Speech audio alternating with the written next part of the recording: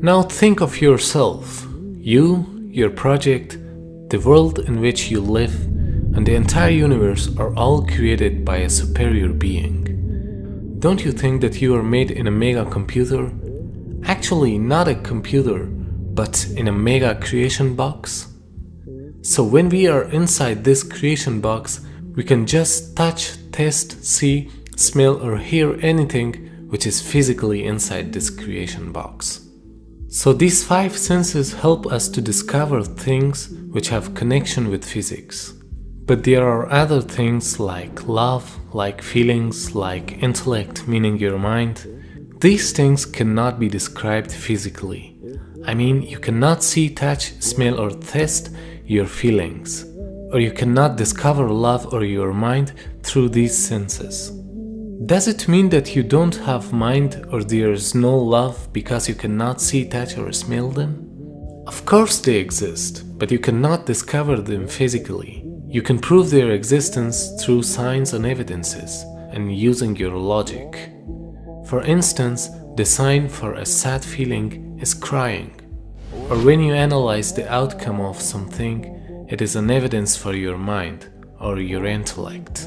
So don't think that God is inside this creation box and you can discover Him like any other thing. Because anything which is discoverable is not God at the first place.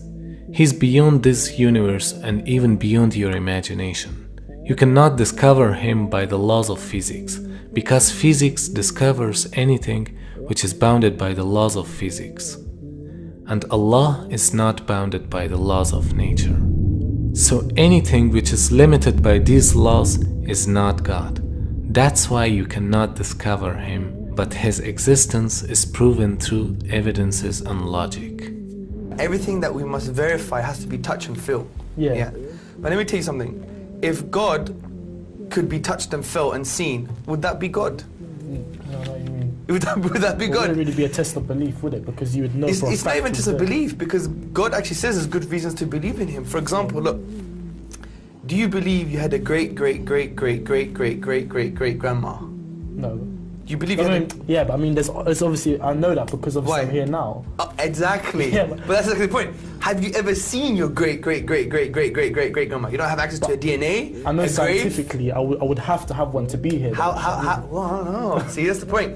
Using the terminology here. Scientifically, you have no clue. You have no clue. Scientifically, you're damn. Science say we can only verify the physical world on things that we can touch and feel. This is a non-verifiable thing. Yeah. The only way you know you got a great grandma is because you're here. You've made a logical, rational decision. Not based on the physical world, based on necessity. The complexity of this universe and the laws of nature are all evidences for existence of a wise creator who has designed them in such a precise manner. So if you don't see Him, it doesn't mean that He doesn't exist. The universe actually may have a purpose, and some physicists are now suggesting it does have a purpose.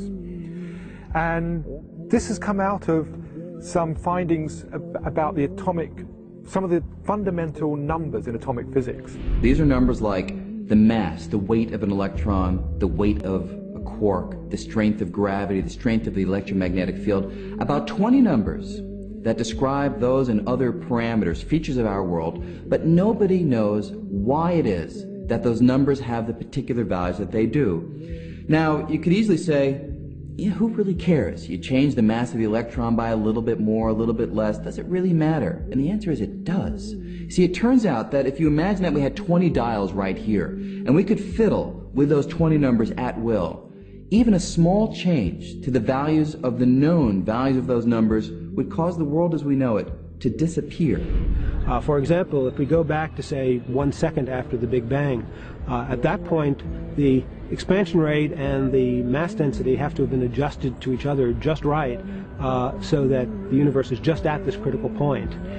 If the universe at that point were expanding just 1 part in the 15th decimal place faster, the universe would have flown apart without galaxies ever having had a chance to form. On the other hand, if the expansion rate were just a little slower than what we think by one change of 1 in the 15th decimal place, then the universe would in fact have expanded to a maximum size and collapsed. We would never have even reached the time in the universe at which we're living. A natural question that many people ask when confronted with this is, who designed it so that they all fit together so perfectly to give rise to our world? Is it merely an accident? Is there some force of nature that's out there that requires the universe to be as it is? Or is there some conscious being behind it all that has dialed things in a manner to allow the world as we know it to come into being? What we can do is look for evidence that suggests that we're not here out of total random events. And to me, the arrangement, the special balancing of the fundamental constants, the fundamental forces of nature, tells me that there is a being there that has put this package together, which has constructed this universe, someone outside the universe that was thinking about us and put it together for our benefit. Allah subhanahu wa ta'ala is great and majestic. He preserves himself in a majestic way that befits him. He doesn't want to reveal himself to the world except by his power and knowledge. And Allah created us in a way that we are not capable to see him in this world. But this will be the greatest reward of the people in Jannah to see their Creator. We must consider that we are being tested in this world by believing in God without seeing him. They will not change me. They will not break me. Oh, I will be stronger, 'cause I'm a believer. 'Cause I'm a believer. I'm a believer. I'm a believer. 'Cause I'm a believer.